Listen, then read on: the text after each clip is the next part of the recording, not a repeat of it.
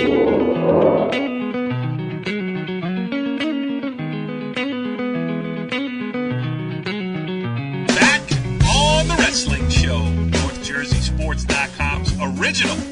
multimedia series talking all things wrestling across North Jersey. This is Season 8, Episode 2, and we have a lot to talk about tonight. I am Corey Doviak, being joined by my illustrious panel of North Jersey wrestling insiders, starting with the one and only, the venerable co-host of the wrestling show for the last 8 years here, Kenny Sarajan. What's going on, Kenny?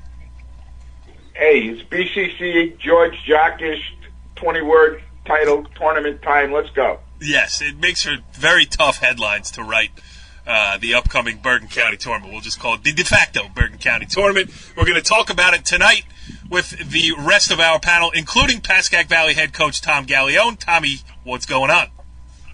What's up, Corey? Well, I saw you in the bank today, and it wasn't nice that you snapped a picture of me in there. It really looked like security camera footage. Not you were walking in with all that. You were walking in with all that money, so I figured I had to get a picture. Yeah, my pockets were turned inside out. I was actually asking for a donation. Also joining us tonight is North Bergen assistant coach Ryan Burdett. What's going on, Ryan? Nothing much. Hudson County ready to invade Bergen County. Whoop, whoop.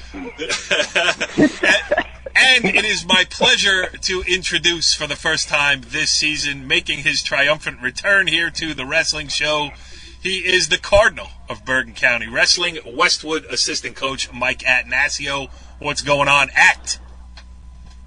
Hey, happy holidays, everybody. Very exciting time of year. Notice I said happy holidays. Very politically correct, like the Starbucks cup. And hey, it's wrestling time. Let's go. Yes, and politically correct is no longer politically correct. And speaking of that, we have to welcome in. I knew it would be a good lead-in to Donnie. Yes, absolutely. The Pope of Bergen County Wrestling, the Bergen Catholic assistant coach, and the trainer of champions. He is Dominic Spataro. What's going on, Donnie? Corey, rumor has it you were at the bank making a very large withdrawal, wiring the money over to Las Vegas and betting the farm on Emerson Park Ridge for the team title. The cat is out of the bag, Donnie, and I hope you don't move the number too far south. I need that to pay off. The mortgage is resting upon it. All right, so here is this show. As I mentioned, Season 8, Episode 2. We got a lot to talk about. We are going to preview the Bergen County tournament first and foremost.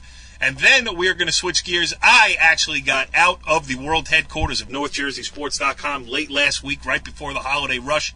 I actually covered a match. It was Pascack Valley, Tommy, coming up on the short end against Emerson Park Ridge. But I was able to dig up some jewels out of my jaunt to Stan Wood's Gymnasium. I have an interview with Emerson assistant coach Joe Mazzeo that I'm looking forward to playing for everyone as Emerson seeks its first outright BCCA championship in tournament history now that Bergen Catholic has cleared the path by getting itself involved in various and sundry other adventures across the United States of America. Emerson Park Ridge has a real shot, so we will talk about that. And then at the end of the show, not at the end, but the last segment of the show, will be an interview with Al Abdelaziz, a well-respected official around North Jersey high school circles and beyond. He's going to talk about the new rule changes that have just come into effect for this year in New Jersey high school wrestling. So stick around for that. You can learn something. But, Kenny, where are we starting this, baby? Where we want to start it, with the Bergen County Coaches Association. The granddaddy of them all, as Mr. Jackson used to announce, Keith Jackson, and we're going to start with the guys talking about the returning champs. We got 5 returning champs from last year. Last year we all said it was a young crowd. So, Donnie, you want to take us through the returning champs? Donnie, first of all, have you ever heard of the BCCA George Jockish Holiday Tournament? Yes, I have. Okay. It's a distant memory, but I do somehow remember it. Go ahead. All right. So let's go through. We got 5 returning champs coming back from last year. We have Cedeno from Fairlawn. We have Kaiser from Paramus. We have Salim from North Bergen. Luke Mazzeo from Emerson Park Ridge. And Pete Ochardi from Don Bosco. Those are your 5 returning champs from last year. Donnie with some show prep tonight. You're on fire, brother. Talking public school wrestling. With them, and I don't know if Mike or Ryan has them, we've got a lot of medal winners coming back. Which one of you guys want to take the medal winners that are coming back? I mean, I see we got Sammy Alvarez. We've got, from the 106 alone, last year alone, you got 7 guys coming back that placed last year. That's crazy. Okay, go ahead, Tommy, take it down. Well, 106 alone, you got 7 guys coming back that placed last year. I mean, Cedeno, Alvarez, Beardumple, Babin, Weber from Demarest, Ruiz from Richfield Park, and Rodriguez from Beckton. Now, who knows where all of them fall, but, I don't know that a lot of them got that much bigger, so you could see some of them mixed in at 113. I know when we wrestled Emerson, Babin was at 113, so who knows where he'll fall for this tournament. Right there, you got 7 kids that were all just freshmen and sophomores coming back into this tournament. So that'll be interesting to see where they end up. Well, Tommy, just with Alvarez, Beardumple, and Nick Babin alone, those 3 kids are ranked in the top 20 in the nation this year. Like you said, you don't know where they're going to wind up. We'll find out at weigh-ins what weight they'll be going. But like you said, unbelievable cast of wrestlers coming back just from 106 last year, and those 3 kids alone being ranked in the top 20 in the nation.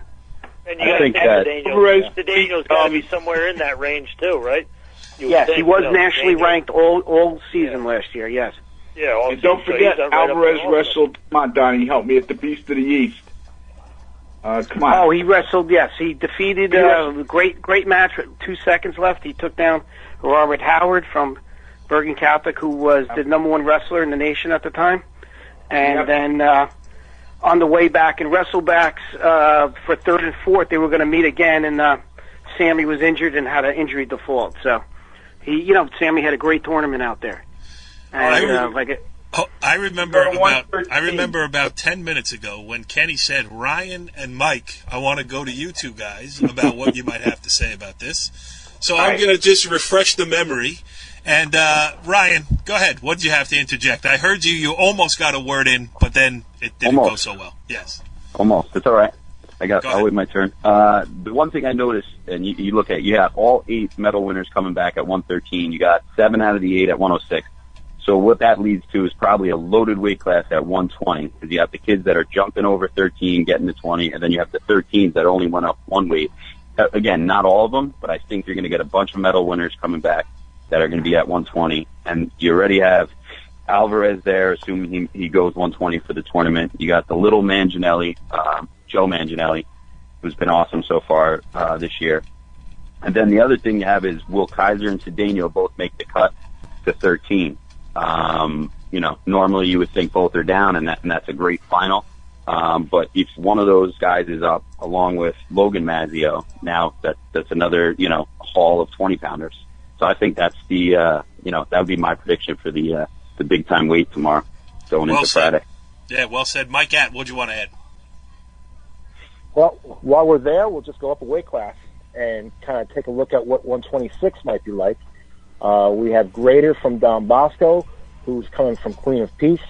We have Furman from Westwood, who's a region placer. Manginelli from Dumont. Morowski from Old Japan. And another guy I'm looking at 126 is Seta from St. Joe's. He's an incoming freshman, and last week he knocked off a state placer from New York State, from Monroe Woodbury. So now we're looking at another weight class where you look at a lot of depth and a lot of kind of fan appeal to get people excited about the lightweights. A lot of good guys coming back in the lightweight. Hey, Tommy, where is Robbie Natelli fitting in this year? He was a place winner, had a good off-season summer this year. Where's he winding up at? He's at 26 as well. So there's another name to throw in the mix at 126. Wow. Yeah. So maybe he can wrestle Furman for like the 40th time. Yeah, I was going to say, maybe they'll wrestle each other for 9 millionth time God. last 3 years. I don't mean to, Donnie, and I really don't mean this in a negative way at all, but by Bergen Catholic not being in the tournament this year, it opens up a lot of these weight classes here, and it's going to be a lot of fun. I mean, you guys are doing what you have to do, and that is fine. and it changes the dynamic of the tournament here. Is all I'm saying, and I think Kenny makes it a lot of fun, or it should be anyway, because we don't know who's going to win every weight class. Donnie I agree with you, but Donnie made a good point earlier, and in fairness to Donnie and Bergen Catholic, you all said they got to do what they got to do. Yes. But Donnie's point is, you still have ranked wrestlers wrestling in this tournament, that are cream of the crop nationally too, and let's not forget that. So, I mean, we're going to get to the matchups later. Let's keep going down the weight classes of where there's medal winners returning. Guys, just keep in mind, it's not that we don't want to be in the tournament, it's our match limits.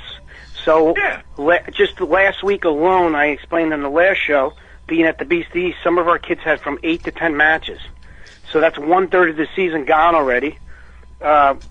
We'll be flying out to the Doc Buchanan next week. That's another large tournament with wrestlebacks. Some kids can get, 7 to 9 matches out there, and then you throw in the BCCA. The season's almost over for us, and we have a lot of events coming up. So we had to make a decision, So it really came down to match limits for us, and one of the reasons that handcuffed us about going to the BCCA this year. No, and I did not mean it as a negative or to take a swipe at you. All of those things are well understood. No, not at all. I just want to explain to the audience that's probably the main reason why we're not attending. It's definitely the match limit. You only have, for the people that don't know out there, you have a cutoff date, and you're only allowed 30 matches before that cutoff date. So if you think about it, some of the kids at Bergen already wrestled 1/3 of the season already in the first week. So we have to really watch our match limit as we go along during the season.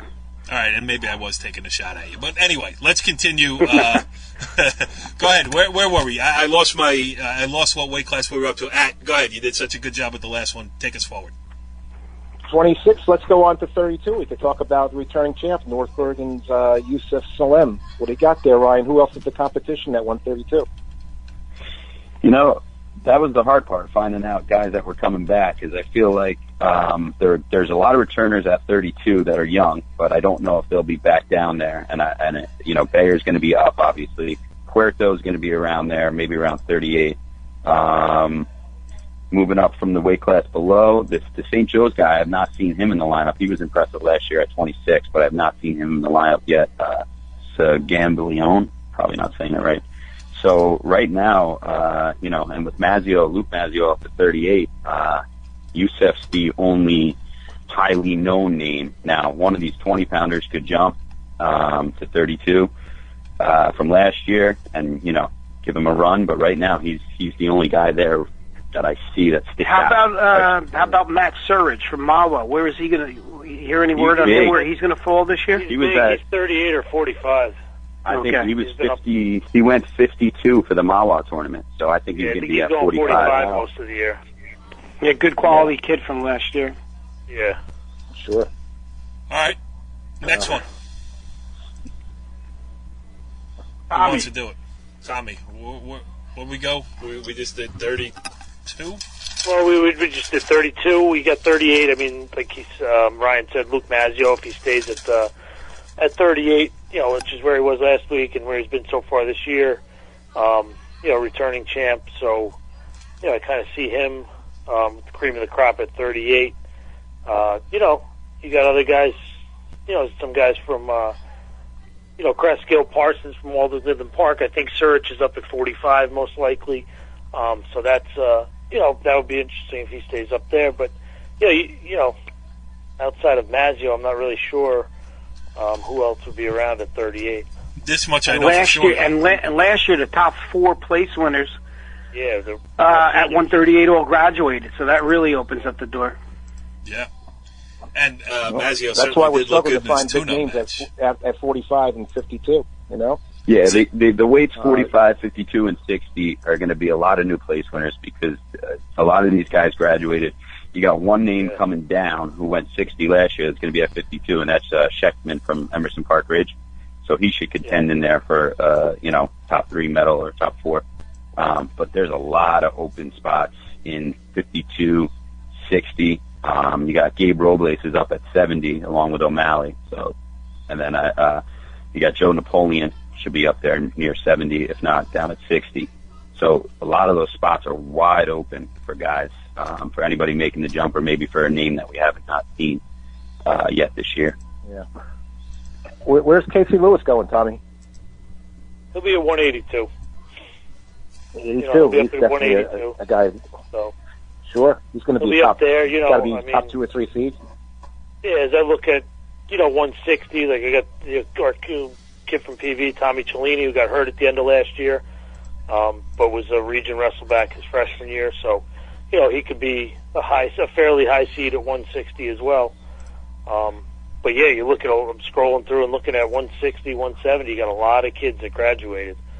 So you got a lot of open weight classes. Will the little Lewis be? What weight class will Lewis from Emerson Park Ridge be? He was 95. 95. Oh, he's going to be that? 95? He wrestled 95 in the dual meet against Tommy the other day in the last match before the tournament. So he's going 95. He wasn't a full 95, but I see him staying there for the counties probably. Yeah. Plus they got the kid Shaw at 170. Tough, athletic kid. Really good football player. He'll be at 160 for the BCCA tournament. Think so? Yes, I know so. If not, he doesn't know so. Hope has spoken. I know so. Well, his dad happens to be my attorney, so I have a little inside info on that. Have you been speaking to your attorney often lately, Donnie? No. All right, good. Just friendly conversations. All right, what about the upper stuff here? Is there a connection between your attorney and that cash flow that Corey brought into the bank today? Listen, don't even bring it up anymore, Mike, because that reference will be edited out of the beginning of the show, so no one's going to know what you're talking about. Thank God I am still allowed to hit the button on this show. If not, it would have been buried after season 2, I would imagine. But all right, let's move up upper weights. What would we leave off? I heard after Corey's large sum bet out in Vegas that the bookies now are just. They're scrambling to cover possible losses right now. Yeah, well, I should have never gotten to that Emerson Park Ridge match. You didn't see the 2 security guards walking next to Corey with all the money that he had. That was cropped out of the picture. Yeah, no doubt about it. I heard Corey made a personal call to Steve Wynn, but I don't know if that's true or not. That's a rumor. Do you hear that tapping on the keyboard? That's me writing my letter of resignation to the board of directors of NorthJerseySports.com as we speak here. So, can we please talk about 220 pounds? I'll do anything. Somebody, give me 220 pounder. Mike, bail me out. I mean, the odds-on favorite at 220 has to be Peter Charity from Don Bosco, returning champion last year and one of the top 10 or 15th ranked wrestlers in the nation at 220. And also the cover photo for the wrestling show this year after his victory in the BCCA tournament last year. How about that? There's a little piece of trivia. Yeah, later on we should do some trivia. Can you remember who the front page pictures were for the wrestling show in years past? Maybe we can hand out a NorthJerseySports.com t-shirt to anybody who can hit us on Twitter at NJSComp and give us at least 3 past front page photos of wrestling show trivia history. All right, continue. Sorry. I think you got at 170. And then we have you got heavyweight. a nice weight. Guys, you're leaving out a name that could be a dark horse. Is Luke Chaconis. But it depends what weight he'll be at. I don't know what weight he'll be going at the tournament. So there's a dark horse. He had a good quality tournament at the Beast of the East. It's too bad his dad is not your lawyer. We could have had that information. What were you going to say, Ryan? That's it. 170s. It could be a nice weight. I mean, you have O'Malley, you have Robles, you could have Napoleon from St. Joe's, and then you could have the, his name's not out there as much, but he was a runner-up last year at the weight, and that was Anthony Sciuto from Northern Highlands. So obviously he's got a bump though wherever Robles is going. So one of those guys will be there, and the other one will probably go up. But there's 3 guys right there that are pretty solid. Along with... And we got a guy in Cardinal Country there. Fernandez. Fernandez, who's the district champ and a region 5th placer. He's going to hopefully get himself out there. He placed in the county last year. I think it's just like 6th. So hopefully he'll be in the mix somewhere there. Mike, give us. Yeah, You weren't on the show. weight. Mike, you weren't on the show last week. Give us some other Cardinals who might have a little run in here to the podium. I'll give you a little rundown. We have we won our opening tournament. We won the Nottingham tournament with 16 teams. And I didn't know that. Two Wasn't teams in the tournament. That's we don't put the stuff in the local paper. It's a Nottingham thing. It's a West Jersey. It's a Central Jersey thing. I don't know. There is no local paper you canceled it, Kenny. Yeah, that's right. There is no local paper anymore. That's true. That is true. So we beat two good teams. We beat Warren Hills, who was a district champ team last year, and we beat Manalapan, who was also a district champ team last year. So we're pretty happy with our start. We have some balance, but we really start out pretty well. We have a good freshman at 106, Ethan Fernandez, who has a couple of quality wins already. Hopefully he'll be in the mix at 106. Ty Pfeiffer won at 113. He has beaten a few kids who've placed in the county, so he's hopefully going to be in the mix. 26, we have Furman, who's a region runner-up. He won his weight class. Zach Harris came out of the 5th seed and took first place in the tournament, which was nice. And we have an interesting story. It was Julian Robles, who was 106, then 113, and bumped all the way up to 138, and that makes everyone go, oh, he'll never handle that weight, right? And he took second in the tournament. He beat a state qualifier from Jefferson last week. So he's in the mix a little bit of 38. And we have, like I said, Fernandez at 70. He won the tournament. And Benny Dada is a very, very tough guy who missed the postseason. So a lot of people don't know who he is. But he was fourth in the county last year. And a terrific athlete, great football player. Yep. And, he's hopefully going to be, a name people kind of remember after this tournament because 220 is good, but after Peter Achardi, I think it's going to be a little bit of who gets hot. So we're hoping he's going to get hot. Yeah, there we go. We missed you, Mike. Nice to have you back. Well, happy to be back. How about? Hey, did Benny Dada wrestle Carthage at all last year? I know there were two different weight classes, but did they wrestle at all last year? 1 point loss. Okay. That could be a good semi. Yeah, that could be, because they're very different styles, and it'll be a fun match as they go at it. We're figuring they're going to be seeded second and third, so maybe we'll see that Friday. All right, let me ask you guys. Those brackets, it's hard to tell. And here's the problem: we don't have the matchups. We were hoping to have them tonight, but based on what we think anticipated weight classes are, let me ask you each, and we will start with Ryan. Then go to Tom. I'm always looking out for you, Ryan. Then Mike, and then Donnie. What's the one matchup that you anticipate the most? Anticipate the most? I would say just anything at 120 pounds, because I think there's going to be so many guys there. I think if you get a final of Manginelli and Alvarez, Alvarez obviously has proven himself a little bit more than Manginelli, and that's not a knock on Dumont Manginelli.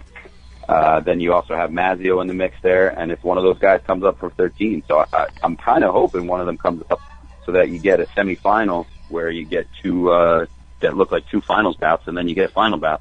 So I'm really just looking forward to the 120 weight class. Okay, next. I would say about 113. Okay.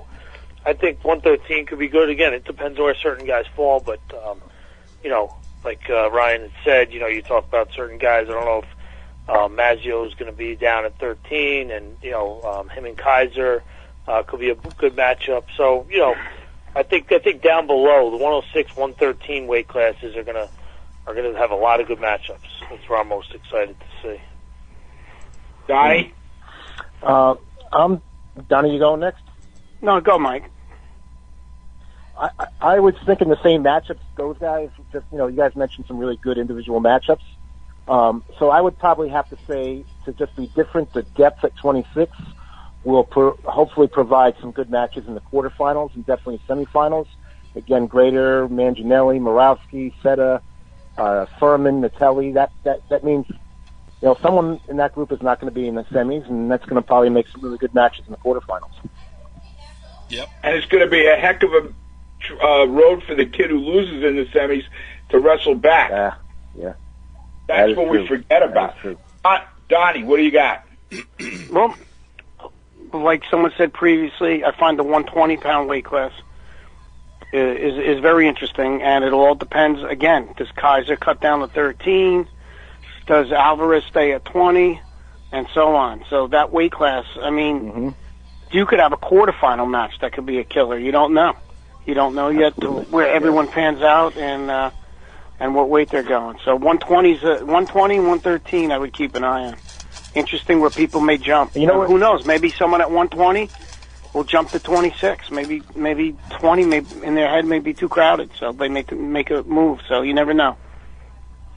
All right. You know what could be interesting there is that, let me just throw this in there. You know, Alvarez is between 13 and 20, so he's maybe not going to be a really big 120, but Manganiello, you know, is a very big 20, and he's very, very physical. And that could maybe close the gap and make that match a little bit closer than you might think on paper. You know what I'm saying? That could really be an interesting match to watch. Styles make fights, Kenny. That's okay, right. Let's go to the team. Let's go. I know Donnie's picking North Bergen to win the whole... Oh, no, I'm sorry. I was wrong. That was another year. Donnie's rooting for North Bergen to win the Bergen County title. Oh, he's not. He's an Emerson boy, born and bred. Yeah. Let's go. Who do you guys... I mean, consensus is we all figure Emerson Park Ridge. They got all these kids returning from last year. They got nationally ranked kids. They got... Every weight class has a potential guy going through to the semis. Let me ask you this. I'll phrase it this way. Who are the teams to challenge Emerson Park Ridge if anybody can challenge them? Well, why don't we do this? Why don't we name the top teams from last year? So Bosco won it last year. Emerson Park Ridge was second. North Bergen was third. Hasbrook Heights was fourth. Paramus was fifth. Old Tapan 6th, St. Joe's 7th, Fairlawn and Mahwah were tied at 8. So those are your teams that, you know, were the top teams last year. Mm-hmm. So right. Again, it depends who's graduating. I mean, Well, Ryan, how are you guys looking? North Bergen was third last year. How do you guys feel going into the tournament? Not great. I think if we're healthy, that we'll be all right. But we're missing 3 or 4 solid kids between the flu and a couple of injuries. They're just not right now. So I think that we'll have a couple, you know, we'll get enough medals to score some points, but we're not going to be up there. If I got to pick somebody to challenge Emerson Park Ridge, I'm between 2 teams, but I'll say, because he can't say it himself, I think Westwood's going to build enough points in the medal rounds. I don't know if it's going to be enough to challenge Emerson Park Ridge, but I think they're going to build enough points in the medal rounds, and there's a couple guys that are going to surprise people, and I think their 106-pounder, if he's in the right spot, is going to make a run. He had a nice win over Bariso from Butler, who's a district champ, and he beat him up pretty good. So I think you're going to see some surprises there in the lower weights with them, and I think they'll have enough points to finish in the top 3. Wow, how about that? I'm calling you out, Mike. A lot of pressure on you now. You have to beat Emerson Park Ridge, or the entire thing's a failure.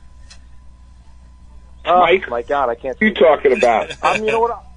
I'll tell you what. I'm thinking that St. Joe's is going to be really close in this whole thing because they have a couple of transfers from Queen of Peace that come in.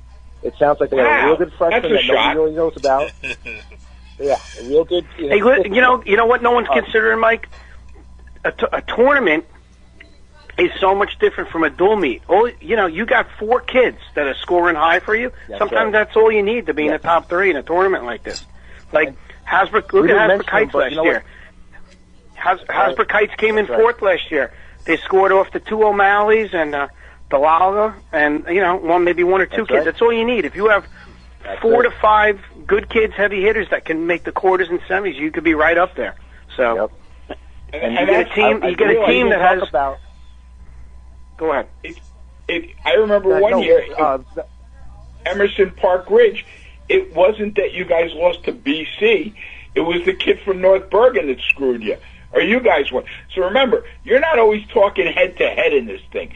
It's not Emerson Park Ridge against Westwood. It's who knocks off you. Other teams help you out is the point I'm making. And also, I mean, the seeding. The seeding is really what sets everything up. You never know when Mike's on the committee. Mike can tell you. I bet sometimes you'll look at it and go, how did that kid get seated up there? And you forget about a couple of the kids with the seating criteria. I mean, all the years we were in, I'm like, how the heck did that kid, like, wow, we forgot about him. He took third in the region. He's seated second now, and you forgot about that kid. So there's always surprises that pop in that will set the tone for the weight class. So that's something to consider. There's a lot. There's a lot of tangibles in this besides just like matchups in your head and who do we want to see. It really comes down to the seeding. So Mike and Tommy. You know what Mike too is and Tommy. What teams? Go ahead, Mike. Finish your point. I said St. Joe's. Fairlawn's another one. Go ahead, Mike. I'm sorry. Bosco's going to have some kids in there. That's all right. Going back to Joe's, they have a heavyweight. I think it's the only name I can really think of is Seidel from St. Joe's, who was a really good heavyweight last year. He either went to States or came close. I think he went to States. He'll probably he was I think he was like second or third team all county last year. He was second in the county last year. He's going to run away with heavyweight, and look at all the points they're going to get from him. I mean, that's a huge thing there. You might think, well, how's Alvarez going to do, and how's Napoleon going to do? But they're probably going to win heavyweight. So I think they're in it. I think Fairlawn is in it too, because Fairlawn does have. They do have a couple of big guys, but they also have a lot of depth. Fairlawn will bleed you to death with the 5th, 6th, and 7th, 8th guys that'll back up guys like Porto and Cedeno. So they're going to be a factor too, and they have some good fighters. And Mike, that's a huge point that you just made. A team can have those 3 or 4 studs, but it's the kids that are wrestling in those wrestleback matches that are scoring points for you. So. People don't realize that. You can have those 4 studs, everyone's watching them in the semis or the quarters, and these other kids now that have lost, say, second round are eating their way through, coming back, and they're scoring more and more points for you. So, you can have 3 or 4 studs and maybe 4 in wrestlebacks, and that's huge for scoring in a team tournament like this. Oh, you guys are killing me. I got to change my bet. All this new information. All right, Corey, go to bed. Very similar to what what Ryan and Mike had said. You have Emerson looking like the leading horse in this race, but then you got, Hasbrook Heights could get a few guys. They'll be right up there. Westwood's going to be up there. St. Joe's, very similar. Fairlawn, those, like you said, all those teams, they got some guys that can do damage, that can really score high, and then they have depth that some guys are going to, they may have a lot of guys placing 5th through 8th, and that's big, so all similar teams that they had mentioned. Yep. All right. Yeah, good stuff. All right, so that is the BCCA George Jockish Holiday Tournament preview, as only we can bring it to you here on the Wrestling Show on NorthJerseySports.com. North Jersey's only locally owned and operated source for high school sports news on a daily basis. But this show ain't done yet. All this talk of Emerson Park Ridge has reminded me that I have this interview on tape with the Cavo assistant coach, Joe Mazzeo, so why don't we get to it right now. His first appearance after 8 years. He's still looking for the radio station for which it plays on, but that won't stop us. Here is the interview that I did Friday afternoon. Yeah, well, we could talk about this year's Emerson team. There's a lot of things, but I've never gotten the chance to talk to you on the record about this type of stuff. So, this Emerson tradition here, you've been such a big part of it. You wrestled in it. Your kids are going through it, all those things. Just talk about what Emerson Cavo wrestling means, not only to you, but to a community that's a wrestling town. Well, what it means is you start out when you're a little kid and you watch the high school go when they have the home matches, and it's Born to be Wild. So it's a tradition that's been going on since 1976. So it's a long time, and then most kids that come up through the program can't look forward to coming out and run out. And if you're not on the varsity, you don't run out. So that's what they become hungry to do that. It's a pretty cool tradition that's still going on, and not many schools have that. So that's a big part of it. I keep the hard work that I went through as an athlete here, wrestling underneath Coach Woods, and I just keep it rolling and make the kids work and set their goals to believe, that they can achieve certain things, and the effort is everything. So if you give your best effort, that's all that matters, win or lose, and then we're proud of you. So the team's very good, and they really buy into the tradition, and winning they want a state championship. So that's what you win one, you're looking to just equal it. You can never better win in the whole group. You only can equal it. So right now it's to win the county title as a team is a goal that they do have right now, and we're looking forward to that for next week. Well, yeah, that was my next question because, winning that overall state championship, becoming the first Bergen County Group 1 to do it, you have a chance. And, talking to Coach Woods just a second ago. First county public school to win it in the whole county and Pascack County. Correct. Not just Group 1. I stand corrected. I was talking to Coach Woods a second ago. He was saying that there were a couple times where Emerson has come close to winning the overall county title. Yep. This year, Bergen Catholic out of the mix. You guys are the favorite. We got a good crew back. It's hopefully one of the boys gets healthy that has been added to the lineup. That will help. We still we'll go with whatever we have, but we have a good shot at the guys that we feel confident with whoever's out there, and it would be something nice to happen. I think it hasn't happened since maybe Old Japan. Maybe I think won it the last public school. 07, probably maybe? about 10 years. 10, 12 years ago. So there would definitely be. We had goals that didn't happen last year by losing in the sections, and then all of a sudden we win the districts, and then 8 guys go to states. The first time ever to have the most wrestlers in public school last year to make it. We had 8, and as South Plainfield had 8. So it's every year there's something new that comes about, and we're always looking to equal it. We want to win the state title, so that would be something really big to happen here. Just talk about the Mazzeo tradition now a little bit. You got your boys in here. You got 2 of them in the starting lineup today. Here. I actually, Mr. Tommy Gallione, I was his high school coach. Give us the inside scoop on Tommy Gallione as a high school wrestler. Go ahead. He worked very hard, and just like I said, it's about the effort, and it's about giving it all you got, and your ability to achieve what your goal was. And he worked very hard, and I was proud of him. He was one of my captains there. I started in 1991 with Joe Ryan over there, and we had a great run for the NBIL at that time. Yeah. So it was very good. I came here in 2000, and now I had a nephew that went through it, and my kids do well, and it's tough when you're trying to coach them. You're a father, and you expect certain things. And I know winning, but it's how you win sometimes. And it's tough. It's tough because I was a 3-sport athlete, and it was when you have you got to see the smile on his face as we're talking. When you have your own kid out there and you yell at them with little things in their ear when they're like used to certain things, and that's part of wrestling. You have to. It's good, and we got a good program. Just keep it rolling. And I have a 7th grader that's coming up also. That's a pretty big kid here. Where is he? Are you going to get Loudon? Look at this gun. You're going to get an upper weight here? That would not match with the Mazzeo. This is the 7th grader that's bigger than his brothers. How you doing, man? Corey, nice to meet you. What are you looking forward to when you get into high school? What do you want to do? Run out or. And I'm looking forward to wrestle in the counties, mostly in regions and districts. What's districts. your ultimate goal? State champion. Well, Are you going to be the first? Yes. All right. You think? Not your brother. Very good. Good stuff, man. Nice to meet you. So last 5'10", 135. Are you glad Donnie Spataro's gone? I mean, he's the guy who keeps you off the wrestling show. I mean, we've been doing the wrestling show. He knows I don't like to talk. This is season 8 of the wrestling show. You have never appeared, and Donnie is the guy who's been keeping you off. Donnie's one of, he's one of the great wrestler that came through here, and we all, wanted to be like him.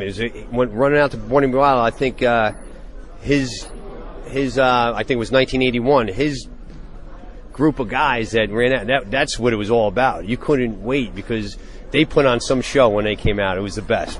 And that's what you look forward to. And they kept that tradition, and that's what all our younger guys wanted to be like them. So Donnie is a big part of our school history. And he still roots for us. I mean, there's nothing. He does? Yeah, absolutely. I'm sure. Of course he does. He's not going to. You never want your. I'm a Powell Park kid. I try to pull him over to the Powell Park side. Boy, that was a time that there was no wrestlebacks, and there was a time that's why wrestling is so much better now, because you have that wrestlebacks, and that was certain times because you might be sick that day. So it's a lot better where there's wrestlebacks now. If you do have an error in one match as a semifinals or whatever it is, and you have that, you still have a shot to come back. So that was the tough time as we grew up, and now I think it's a lot better how there's a lot more for the kids to drive for if you do lose. You have it's part of it. You got to lose and come back. Yep. So that's why the sport's a lot better the way it is ran now. So it's good. Coach, I appreciate it. 8 years into the wrestling show, your first appearance, I appreciate it. Where's Rajian? Why didn't he show up? Yeah, that's a good question. This is Pascack Valley. Should I stop him on the way to school? Yes. Okay. Yes. Pull him over. I will get Mr. Sarajian on the way to school or when he walks into school. It takes him a while to walk into school too, so he's an easy target. This is Sergeant Mazzeo out. All right, you got our thoughts there on the upcoming Bergen County Coaches Association George Jockish Holiday Wrestling Tournament, the extravaganza that will take place on Thursday and Friday. But now we're going to move on to some of the nuts and bolts of wrestling here. And when it starts to get technical on the wrestling show, I bow out. I hand the reins to my able co-host, Kenny Sarajan, as we welcome in our guest this evening, a referee and a good one, by all accounts of all of the experts assembled here on this panel. He is Abdelaziz. Al, thanks for joining us here on the wrestling show. Thanks for having me, Corey. Thanks for allowing me to be on your show. Yes, well, it is now Ken's show because I don't know what I'm talking about when it comes to wrestling rules and regulations. So, Kenny Sarajan, it's your show, pal. All right, Al. It's actually Al's show, and the other guys are going to ask questions because we're all coaches. But Al, give us a rundown, just a real quick rundown of the new rule changes, and then there's one we're going to drill down on and focus on. So you want to give us a quick rundown of what the new rules are, and then let's focus on the main one? Yeah, I mean, there hasn't really been many changes other than the one that we're probably going to touch base with a little deeper is with the out-of-bounds rule. The other rule is pretty much in case of an official, when we're setting up, the official needs to be in front of the wrestlers at all times in the referee position and blows the whistle from there. So that's the only other change. We can't stand on the side of them or behind them. When a kid has two questions and blow the whistle so they don't jump. And that's about it with the big rule changes. All right, let's go to, and it's funny because that one, when I saw that one, that was always a nice thing great officials used to do to cut the kids a break, go behind so they're not jumping. But let's get to the main one about wrestling and where out of bounds is and when a pin can be called and the famous knee interpretation. Go ahead. So now, an offensive wrestler is able to gain points if his opponent or her opponent is out of bounds. Years past, for last year's rule, as I'm sure all the coaches on the show have seen, when a wrestler puts a kid on his back and he squirms out of bounds, we stop counting. We probably show them that they're on the line, and you guys are all coaches, suck them back in, bring them back in. Now, with this new rule change, it allows you to score points or get back points while the wrestler's on his or her back that's out of bounds, and actually be called pinned. So those are the big change. What are the criteria, Al, for getting those points? I mean, when do you stop? When is the guy legitimately out of bounds now? So right off the bat, if the defensive wrestler's body part is on the gym floor, for instance, we're out of bounds and his left leg touches the gym floor, the hardwood floor, we have to stop counting out of bounds. And when the offensive wrestlers' supporting points come off the mat is when we also stop it. All right. Which comes to the answer, what is a supporting points? Correct. What is a supporting point? Your knees. So the rules and the rules interpreters have stated if you're pinning your opponent and your knees come off the mat. So as I've spoken to many coaches in the early part of the season already, and every coach says they teach their kids to stay on their toes.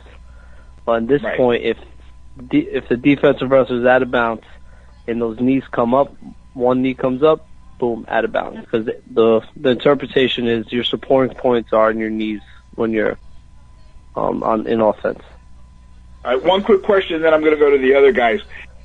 So theoretically, the rest of the entire defensive wrestler could be out of bounds if I've got him on his back, and I'm controlling him and my knees are inbound and down. You're counting, you're looking for the pin. Yes. You could okay. pin. The defensive wrestler could be completely out of bounds. We could still call the pin. Okay. And it's funny because you were saying everybody says pulling back in. The defensive coaches are all yelling, look where you are, look where you are. Let's go Donnie, Tommy, and Ryan. Donnie? Well, I saw, being at the Beast of the East last week and having referees from all around the area, from Florida all the way up, I saw, it was a good thing to see different interpretations of refs from different areas and different states. So, they pretty much followed the rule, which is written down. A couple people, speaking to some of the refs from all over, they have different interpretations, but pretty much they're all on the same page. So, I really don't have any questions. I saw it in use already, and it seems to be a lot better. Someday I think this is going to lead eventually to the college out of bounds rules. It's just a matter of schools with the safety issue of having enough extra mat space on the end of the mat for kids to go out and so on. But I think that's where this is going to go sooner or later down the road. Hold on, Kenny, before you go, I want to, Donnie, we touched on that last week, and while we're talking rules here, I don't remember if we said it on the air or off the air. You said it's going to, we're edging towards college rules. For a layman like me, what does that mean? What is the big difference? College rules, and Allie, you can back me up on this. I think it's the simplest thing. It's any supporting part, one part. It could be a toe, could be a finger, could be anything, and you're still in. Doesn't matter if you're on your knees, if any supporting part, if you're on your toes, any part of your body can be in, such as one toe on the way down for a takedown or a pin or whatnot. You could be like 5 feet off the circle, having a guy on his back scoring back points or a pin, as long as say your toes in. So that's how college is, which I think is college is everything is in. Yeah, which I think is a lot easier to officiate too. 100%. If you ask any official, they tell you the toughest calls or the hardest calls are to make in high school setting is the line calls, because it's a bang situation. It's a toe in, it's so out. In college, you need, like Donnie said, it could be that one toe's in and you get a takedown, or you start counting back until that toe's off. So it's a lot easier. I'm not saying it's easier to officiate at college, but to make those line calls, it's a lot easier because most of the time everything is in. 90% of the time in college, somebody's hands in or toes in. But I think Donnie was right. I think they're trying to, with this new rule, it's gearing towards college rules. Have you officiated college? And if you were to take a poll, most of the arguments or questions with officials by high school coaches are always something with the out of bounds. Out of bounds and stall calls. It's one of the toughest calls for an official to make is the out of bounds calls. And I guess with this changing it up, 99% of the time it's line calls and stall calls. If people are confused or are making or arguing a call. All right, Tom. Okay, Tommy? So I'm going to go to Tommy, then Ryan, and what I want to hear is any comment or any question you have for Al on that, and then we'll come back because I have a question for Ryan, for Al when you two are done. Tommy? No, Al, just now that we're through a few weeks, have you personally had any issues with this new rule at any tournaments, dual meets, or so on? Or is pretty much everybody? It's been a major focus. Everyone's talked about it preseason. with their teams and so on. But have you had any issues with it, with any wrestlers, any teams, anything like that throughout the first few weeks? So in the early part of the season, so far so good. I'm sure we're going to see a lot of it this coming up these next 2 days in the Bergen County tournament. But I think the state and the rules interpreters, and I got to give kudos to the coaches, we really got the word out there. I mean, a lot of people are talking about it. A lot of people are pretty much on the same page on that interpretation, and it's out there. So, I mean, you have some coaches that still don't understand it. You may have some fans that still don't understand it. But I've had a couple of times where Al, are you saying that wrestling fans might not have a complete grasp of the rules that they're screaming about? That is breaking news here on the Wrestling Show. I can't wait till a parent comes running down the bleachers at Hackensack High School saying, my kid was out of bounds when they got called pinned or gave up back points. Well, I will be there photographing the event, so I will get photographic evidence for you to turn over to the police, Al. I got your back. Let's go to Ryan. Hey, what's up, Al? Hey, do you think that the interpretation will change for next year, meaning that they started the interpretation as your supporting points in neutral are your feet, your supporting points when you have a guy on his back are your knees. Could they have interpreted it slightly different and allowed you to use your feet as a supporting point? And moving forward, do you think that'll change to make it easier for not only you guys, but kids, too? Yeah, so I think they're going to, like with every rule, I'm sure they're going to evaluate it. They're going to see how to make the sport better and how to make the rules better. I do think of next year, hopefully they evaluate it and keep it as with the toes is your supporting points on offense. Because if you talk to most coaches, a kid's able to get a takedown with his toes in. So I think they're going to go bring it back towards that. Hopefully next year, because I think that will make more sense. Okay, which is the funny part for me. One of the pitfalls I saw is parents are going to say it's a takedown if I'm on my toes, but it's not a pin if I'm on my toes. And the best way is you want all your weight on the kid. You want to be on your toes. Here's the question I have for you for the next 2 days. You got, I don't know how many mats they're going to use in the one gym, 5 or 6. You're going to have people. Do you see a problem, and how are you guys going to talk about this tomorrow and Friday, where I'm pinning a kid out of bounds in that one mat that's up in the corner at Hackensack High School, and all of a sudden I got another match where 2 guys are going to be coming off the mat and landing on him or getting a little close to each other. What are we going to do? So I'm sure Joe does it.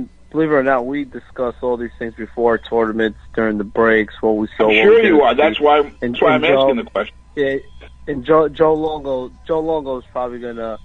We'll probably come with an interpretation for that. Maybe for that certain mat, because if you're on the other mat where there's wrestling going on, technically your mat area is off.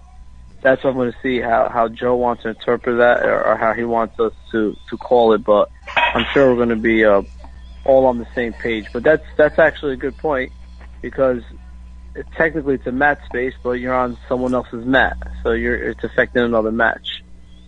So that's why tournaments need to start looking at whoever's hosting districts and regions, that each mat has a role of mat space, so we allow the wrestling to continue. Guys, I know it's going a little off base, but what Al's saying is, Al, if you think about it, if they ever went to college rules, it would be hard to hold the state championships in Atlantic City, because when you think about it, most of the mat space is up against the boards in the hockey rink. So you would have to have use less mats in order to give the space. Use the college out of bounds rules. So I mean, so I'm just saying that's like another reason why I think that it'll take years for the college out of bounds to kick in. It's just going to take some time. And that'll come, like you said, Atlantic City. A kid could be on his back and he touches the white board, or even our state final mat where it's only one mat. the blacktop is not. They don't put extra mat space for it. Maybe this year they will because of the new rule. But these are all uncharted territories for us. Exactly. I'm going to tell you, Al. I think you're going to hear Joe tell you tomorrow that the rule is going to be safety, and that they're going to err in the side of safety, and that's going to make more guys go nuts. But it's the right thing.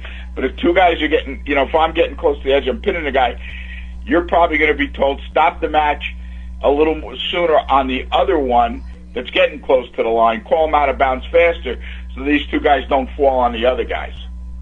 Let the pin take the priority. But I'm going to be safety's key. Safety's number one. So. All right. Anybody got anything else for Al? Anything else? Tom, you want to yell at him or anything? No, he's great. You kidding me? All right. All right, guys. So I'm going to see you guys in the next 2 days. So I'm giving you guys your official coach misconduct warnings now. So if you guys question during the tournament, that'll be a team point. All right. So you guys got your warning for tonight. You heard that? No need for a coaches meeting. More time for sausage and peppers at the big BCCA holiday tournament. Hey, Al, one more thing. Al, what's the number on your back? What's your referee number? 201. What is it? 201. 201. Okay, we'll remember that. Easy one to remember. The dominant area code of. Very easy. Yes. Al Abdelaziz, thanks for joining us here tonight. It's interesting to get the referee's perspective, and good luck at the tournament. We'll all see you there. Thanks, guys. Good luck, and see you guys at the tournament. Yes. Thanks, Al. Good night. Good stuff there with Al Abdelaziz, and that is it for this edition of The Wrestling Show. This is Tim Nigro, Demarest Wrestling Class of 2017. See you at the BCCA George Jockish Holiday Tournament, and we'll catch you next week on The Wrestling Show. Follow the leader.